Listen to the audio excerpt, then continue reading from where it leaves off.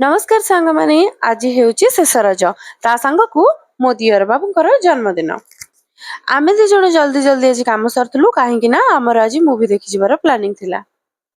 खाइबा पीबा सारी देई बहुत सुंदर भाबरे रेडी हेई आमे वर्तमान बाहरी आसिलु।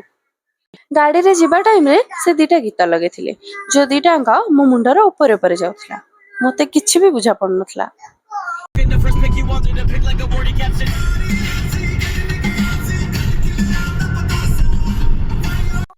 फाइनाली आमे आसिक पहुंची गलु आम सिनेमा हॉल रे।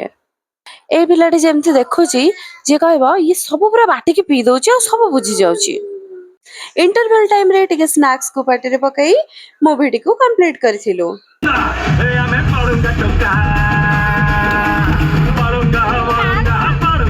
फाइनाली मूवी सरी गला वर्तमान आमे एबे घर को जिबा पे जेते बेला आसिलु वर्षा बहुत जोरे होतला अपेक्षा करथिले तो बहुत टाइम अपेक्षा करथांतु टिके छाड़ी गलाटू आमे बाहर की पळे आसिलु।